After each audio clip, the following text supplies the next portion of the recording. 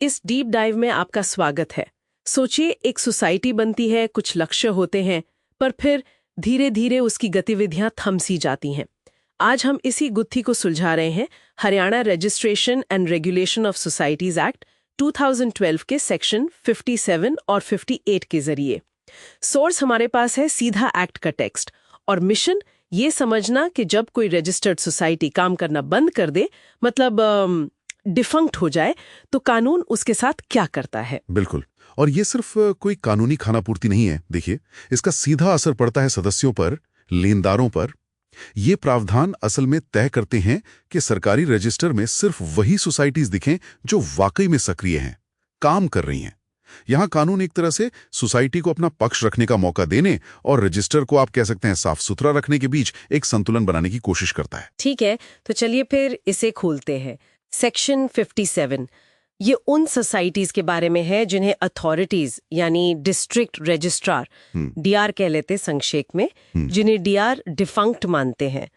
तो शुरुआत कैसे होती है इसकी? देखिए, शुरुआत होती है जब डीआर को किसी भी वजह से ऐसा लगता है कि भाई ये सोसाइटी काम नहीं कर रही है, शायद मीटिंग्स नहीं हो रही या वो जरूरी कागजात जमा नहीं कर रहे हैं। तो पहला कदम होता है एक शो कॉज नोटिस भेजना। ये नोटिस सोसाइटी के रजिस्टर्ड पते पर जाता है और उन्हें 90 दिन का समय दिया जाता है, ये बताने के लिए कि उन्हें डिफंक्ट क्यों ना माना जाए। अच्छा, 90 दिन, ये तो काफी समय है। हाँ, ये 90 दिन सोसाइटी को अपनी स्थिति साफ करने या मतलब जरूरी कदम उठाने के लिए पर्याप्त समय देते हैं। कानून की नजर में ये एक उचित संतुलन है। हाँ, ठीक है। तो ये 90 दिन का नोटिस हो गया, एक तरह की पहली चेतावनी। हाँ। अब अगर सोसाइटी जवाब देती है तो क्या होता है? हाँ, तो यहां पर देखिए, दो रास्ते बन जाते हैं। अगर सोसाइटी जवाब दे और सबूतों के साथ साबित कर दे कि वो सक्रिय है, चल रही है, तो डीआर मामले की जांच करके उचित आदेश पास कर देते हैं। शायद मामला वहीं खत्म हो जाए। लेकिन अगर सोसाइटी मान लेती है कि हाँ भाई, हम डिफंक्ट हैं, काम नहीं कर पा रहे, तो डीआर उन्हें सही तरीके से भंग करने का, मतलब डिसॉल्व करने का निर्देश दे सकता है। भंग करना, इसमें क्या क्या शामिल होता है? इसमें आमतौर पर होता है कि एक जनरल बॉडी मीटिंग बुलाई जाए, एक स्पेशल रेजोल्यूशन पास किया जाए। अच्छा, वो जिसमें ज्यादातर सदस्यों की सहमति चाहिए होती है। बिल्कुल बिल्कुल, जैसे 2/3 या 3/4 सदस्यों का फैसला। और फिर सबसे जरूरी, सभी देनदारियों का निपटारा करना। इससे सुनिश्चित होता है कि जो भी हितधारक हैं, जैसे सदस्य या लेनदार, उनके हितों का ध्यान रखा जाए। ये तो वह जब वो जवाब देते हैं। लेकिन सबसे दिलचस्प स्थिति तो तब बनती है जब सोसाइटी 90 दिनों में कोई जवाब ही नहीं देती। तब क्या? हाँ, वो स्थिति थोड़ी अलग है। अगर कोई जवाब नहीं आता तो प्रक्रिया आगे बढ़ती है।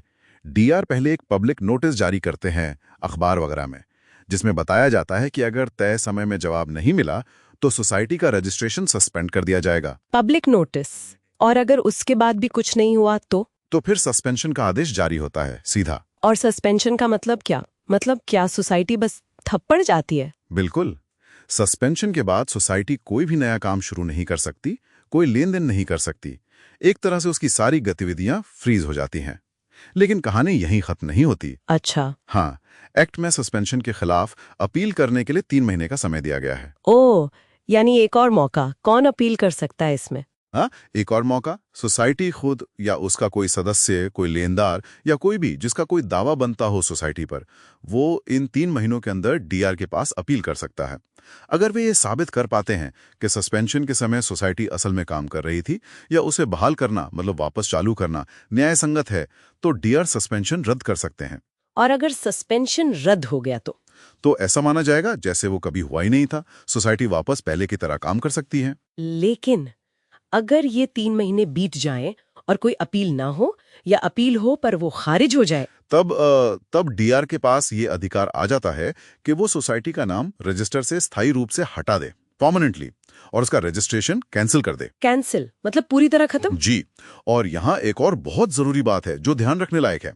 सस्पेंशन की तारीख से 3 महीने बीत जाने के बाद सोसाइटी के खिलाफ कोई भी पुराना दावा वो मान्य नहीं रहता, उस पर विचार नहीं किया जाता। अच्छा, ये तो लेनदारों के लिए जानना बहुत जरूरी है। बिल्कुल, उन्हें समय पर कार्रवाई करनी होगी। ये तो हुई सेक्शन 57 की बात, जहां पहल डीआर करते हैं, मतलब अथॉरिटीज। लेकिन सेक्शन 58 वो एक अलग स्थिति की बात करता है ना? सही कहा। सेक्शन 58 तब लागू होता है जब सोसाइटी खुद ही बंद होना चाहती है, अपनी मर्जी से। और इसमें खास बात यह है कि ऐसी सोसाइटी की कोई संपत्ति या देनदारी, मतलब एसेट्स या लायबिलिटीज, नहीं होनी चाहिए। ये एक तरह से स्वैच्छिक समापन है, वॉलंटरी वाइंडिंग अप। तो क्या ये प्रक्रिया थोड़ी सरल होती है फिर सेक्शन 57 के मुकाबले? हाँ, तुलनात्मक रूप से सरल है, क्योंकि पहल सोसाइटी खुद कर रही है। सोसाइटी को खुद एक स्पेशल रेजोल्यूशन पास करना होता है, वही सदस्यों के बहुमत वाला फैसला, और फिर डीआर के पास रजिस्ट्रेशन कैंसिल करने के लिए आवेदन देना होता है। लेकिन क्या इसमें भी कोई नोटिस पीरियड वगैरह होता है? हाँ, पारदर्शिता का ध्यान यहाँ भी रखा गया है। डीआर आवेदन मिलने पर कम से कम 90 दिनों का एक पब्लिक नोटिस जारी करते हैं, ताकि अगर किसी को कोई आपत्ति हो, कोई क्लेम हो, तो उसे दर्ज करा सके। उन आपत्तियों पर विचार करने के बाद ही डीआर फाइनल फैसला लेते हैं और सोसाइटी का नाम रजिस्टर से हटाते हैं। तो कुल मिलाकर देखें, चाहे सोसाइटी खुद बंद होना चाहे या उसे निष्क्रियता के कारण बंद किया जाए, एक तय प्रक्रिया है जिसका पालन करना ही होता है। कम्युनिकेशन, नोटिस पीरियड, जवाब देने का मौका, अपील का मौका, ये सब इसका हिस्सा है। बिल्कुल। और अगर हम बड़ी तस्वीर देखें तो ये पूरा कानूनी ढांचा जो है, ये सोसाइटीज के कामकाज में एक तरह की जवाबदेही लाता है। ये सुनिश्चित करता है कि सरकारी रिकॉर्ड्स में केवल वही संस्थाएं दर्ज रहें जो असल में काम कर रही हैं, सक्रिय हैं। ये एक तरह से प्रक्रियात्मक निष्पक्षता, यानी कि सोसाइटी को अपना पक्ष रखने का मौका देना, और प्रशासनिक जरूरत, यानी कि जो संस्थाएं काम नहीं कर रही उन्हें हटाने की जरूरत, इन दोनों के बीच एक संतुलन बनाता है। और सुनने वाले लिए एक विचार छोड़ जाते हैं, जब कोई सोसाइटी मुश्किलों से गुजर रही हो और निष्क्रिय होने की कगार पर हो, तो सेक्शन 57 या 58 की नौबत आने से पहले ये जो बाहरी प्रक्रियाओं का डर है या इनकी जानकारी है, ये सोसाइटी के अंदर फैसलों को कैसे प्रभावित कर सकता है। मतलब क्या अंदरूनी कदम उठाए जा सकते हैं ताकि बात यहाँ तक पहुंचे ही नहीं? इस पर सोचिएगा जरूर।